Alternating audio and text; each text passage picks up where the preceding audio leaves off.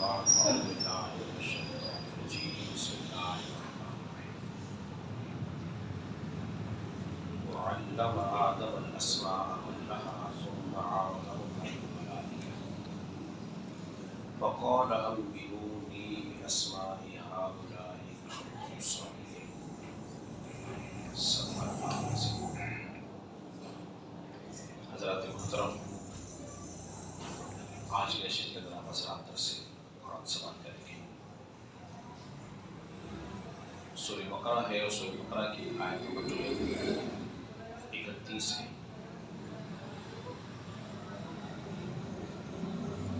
حضرت گرامی، اس سے پہلے آیات کے ذرا حضرات اللہ کا وہ اعلان سماعت کر چکے ہیں جس میں یہ تھا وَإِذْ قَالَ رَبُّكَ لِلْمَلَائِكَةِ إِنِّي جَاعِلٌ فِي الْأَرْضِ خَلِيفَةً. یاد کرو اللہ نے فرشتوں سے فرمایا تھا کہ زمین پر اپنا نائب پر ایک خلیفہ بنانے والا ہوں. اللہ اپنا نائب اور خلیفہ کیوں بناتا ہے اس کی وجوہات ہم نے قرآن کے درمیان کر چکے ہیں. اس کے جواب میں فرشتوں نے کہا تھا کہ اللہ ہم تیری تسبیح اچھی پڑھتے ہیں، تیری پاکی بیان کرتے ہیں، تو اس کو زمین پہ نہ بنا، یہ فساد برپا کرے گا. اس کا تذکرہ بھی ہو چکا کہ فساد کیا تھا، اور اب بات ہو رہی ہے وَعَلَّمَ آدَمَ الْأَسْمَاءَ كُلَّهَا ثُمَّ عَرَضَهُمْ عَلَى الْمَلَائِكَةِ. اللہ تعالیٰ نے جب آدم کو تمام اشیاء کے نام سکھائے اور پھر ان تمام اشیاء کو فرشتوں پر پیش کیا، پھر سے فرمایا فَقَالَ أَنبِئُونِي بِأَسْمَاءِ هَؤُلَاءِ إِن كُنتُمْ صَادِقِينَ. پھر اللہ نے فرمایا اب تم ان چیزوں کے نام بتاؤ اگر تم سچے ہو تو. حضرات محترم، جب تخلیق آدم ہوئی اور اللہ تبارک و تعالیٰ نے مختلف رنگوں کی مٹی سے حضرت آدم کو بنایا، تخلیق کیا، تو اس پر ایک مرحلہ آیا، 40 دن اس پر پانی برستا رہا. 39 دن پانی جو تھا وہ غم کا پانی تھا، اور 1 دن کا پانی تھا وہ خوشحالی کا پانی تھا. اس لیے انسان کی فطرت میں غم کہیں رہنا زیادہ ہوتا ہے اور خوش و خرم رہنا کم ہوتا ہے. یہ تخلیق انسان کی فطرت میں بات تھی. پھر اللہ تبارک و تعالیٰ نے اپنے دست قدرت سے اس کو بنایا. ہم اس کا تذکرہ کر چکے ہیں کہ اس میں مختلف سراغ تھے، فرشتے حیرت سے دیکھتے تھے، عزازیل بھی دیکھتا تھا، اس کا تذکرہ ہم کر چکے ہیں. فرشتے ایک بات کر رہے تھے جب حضرت آدم علیہ السلام کی تخلیق کی نہ بھی، ابھی روح نازل نہیں کی، فرشتے باتیں کر رہے ہیں آپس میں. کیا باتیں کر رہے ہیں؟ کہہ رہے ہیں اللہ تبارک و تعالیٰ ہم سے اچھی اور بہتر مخلوق نہیں بنائے گا. فرشتے کہہ رہے ہیں، اور اگر بنا لی تو وہ پھر مخلوق ہم سے بزرگی میں زیادہ نہیں ہوگی. آپس میں باتیں ہو رہی ہیں اس اعلان سننے کے بعد کہ ہم سے کوئی بہتر نہیں ہو سکتا، اور ساتھ ساتھ کہنے کو بزرگ بھی نہیں ہو سکتا. کیوں؟ اس لیے کہ ہم نے جو عجائبات دیکھے ہیں اسے نہیں دیکھے ہوں گے.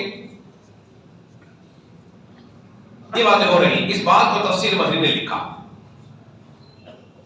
پھر اللہ تبارک و تعالیٰ نے حضرت آدم کی تخلیق کی، اور تخلیق کرنے کے بعد اس میں بند کوٹری دیکھی فرشتوں نے. اس کی صورت کو دیکھ کے حیرت زدہ ہو گئے. بڑی اتنی حسین و جمیل صورت انہوں نے دیکھی نہیں تھی. تو فرشتے کہنے لگے یہ جو بند کوٹری ہے یا تو کوئی خاص چیز ہے یا کوئی لطیفہ اللہ اس کے اندر رکھے گا. وہ حضرت آدم کا دل تھا، کیونکہ اللہ تبارک و تعالیٰ زمین و آسمان میں نہیں سماتا، بندہ مومن کے دل میں سما جاتا ہے. بندہ مومن کے دل میں سما جاتا ہے. اور پھر جب اللہ تبارک و تعالیٰ نے اس میں روح پھونکی فَإِذَا سَوَّيْتُهُ وَنَفَخْتُ فِيهِ مِنْ رُوحِي، سورہ سواد آیت نمبر 72۔ جب اسے ٹھیک بنا لوں اور اس میں اپنی پسندیدہ روح پھونک دوں، اس میں روح داخل کی گئی، اور حضرت آدم علیہ السلام کے سر میں جب دودھ آئی نا، سب سے پہلے اوپر کا حصہ انہوں نے دیکھا، اور جب یہ سر سے ناک تک آئی نا تو آپ کو چھینک آئی۔ آپ ایک لفظ کہا، وہ کیا تھا؟ الحمدللہ۔ یہ پہلا لفظ تھا جو کسی انسان کی زبان سے نکلا تھا، اور اللہ کو لفظ اتنا پسند آیا کہ قرآن کی ابتدا میں اللہ نے اسی لفظ کو رکھا ہے۔ اللہ کیا، یہ لفظ سکھایا کس نے تھا؟ وہ تو ابھی کسی مدرسے میں گئے نہیں، اللہ نے الہام کیا، اور پھر کیا ہوا؟ ان اپنا بدن اتنا خوبصورت، اتنا پیارا نظر آیا، اٹھنے میں جلدی کی۔ اللہ نے اس کا تذکرہ قرآن مجید و نبی کے اندر تذکرہ سورۃ انبیاء آیت نمبر 37 میں، خلق الانسان من عجل، اور آدمی جو ہے نا بڑا جلد باز ہے، کھڑے ہونے لگے نا تو ایک دم گر گئے، کھڑے نہیں ہو سکے۔ کیوں؟ صوفی فرماتے ہیں جب انہوں نے اپنے وجود کو دیکھا، جب انہوں نے اپنے وجود کو دیکھا، جب روح نکلتی ہے نا پیروں سے نکلتی ہے انسان کے، نکلتے ہیں آنکھ، جب روح نکلتی ہے تو انسان کی آنکھیں کھلی رہتی ہیں، لیکن داخل روح آئی ہوئی ہے اندر سے آئی اوپر سے، تو انہیں اپنے وجود میں اتنا پیار آیا، کیوں نہ آتا؟ اس لیے کہ لقد خلقنا الانسان فی احسن تقویم، اللہ کی سب سے بہترین جو تخلیق ہے وہ کیا ہے؟ بولے انسان ہے۔ کھڑے ہوئے، کھڑے ہونے کے بعد اللہ نے فرمایا اے آدم جاؤ ذرا فرشتوں کو سلام تو کرو، یہ فرشتے جو موجود ہیں جاؤ ان کو سلام کرو، وہ جو جواب دیں وہ جواب تمہاری اولاد کا جواب یہی ہوگا۔ تو نے فرشتوں سے کہا السلام علیکم، فرشتوں نے کہا وعلیکم السلام ورحمۃ اللہ وبرکاتہ۔ حضرت آدم نے حیرت سے کہا اللہ میری اولاد، میری ذریت؟ اللہ نے فرمایا ہاں تیری ذریت ہوگی۔ پھر اللہ نے حضرت آدم علیہ السلام کے پشت پر ہاتھ رکھا نا، آپ کہہ دیے جتنی ان کی اولادیں تھی قیامت تک ہونی ہے، سارے کی ساری کو نظر آنے لگی۔ اب یہاں ایک نقطہ میں سمجھانا چاہ رہا ہوں، اس کو اپنے دماغ میں دل کی تختی پہ لکھ لیجیے۔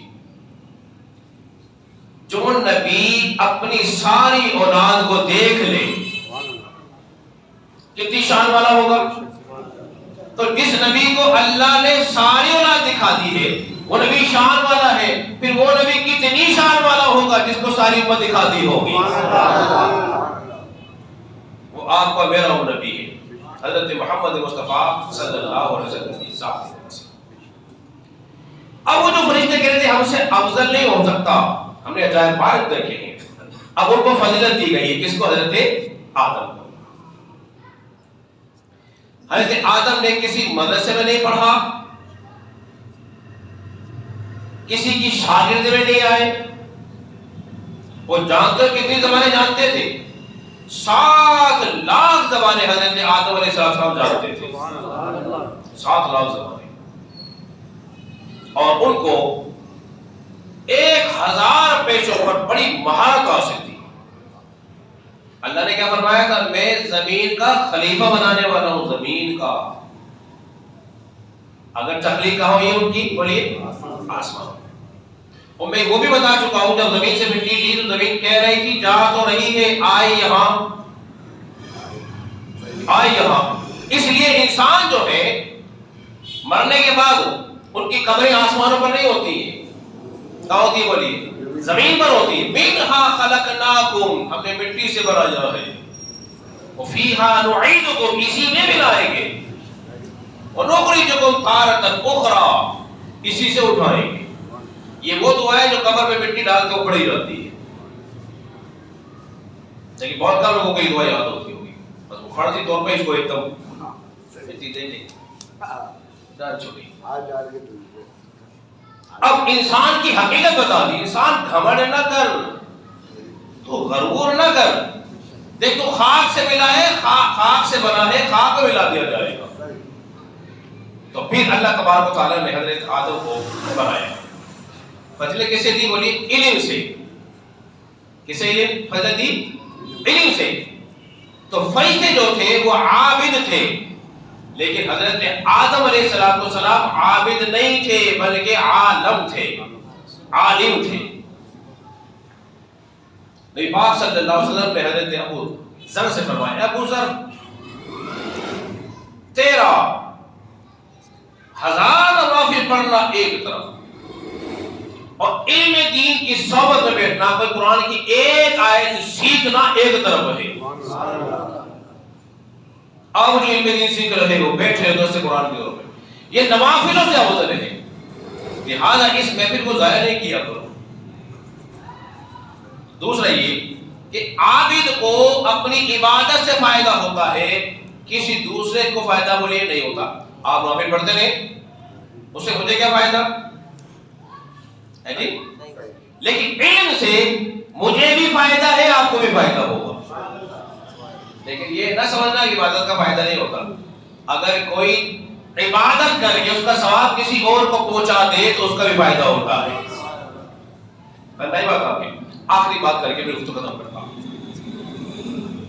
7 چیزوں کا تذکرہ اللہ رب العزت نے قرآن مجید میں کیا ہے جو کہ برابر نہیں ہے. انہی میں سے ایک کیا ہے؟ علم والے اور جاہل آپس میں برابر نہیں ہے.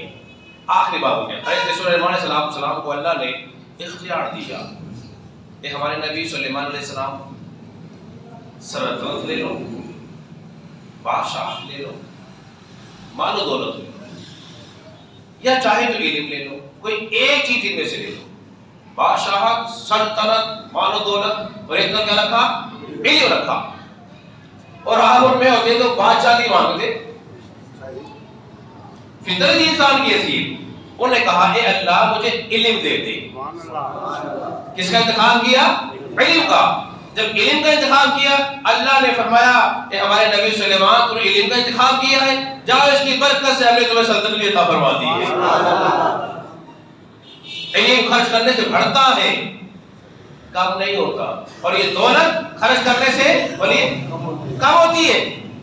اسے بھی کوئی چور چرا نہیں سکتا, اس کا چوری ہونے کا ڈر ہے. تو لہذا علماء کے ساتھ جوڑو, ان کی صحبت میں بیٹھو, ان میں دین سیکھنے کا جذبہ پیدا کرو, تاکہ اللہ رب العزت کی بارگاہ میں آپ کا یہ عمل مقبول و منظور ہو جائے. اللہ رب العزت کی بارگاہ میں دعا ہے اللہ کو سمجھنے کی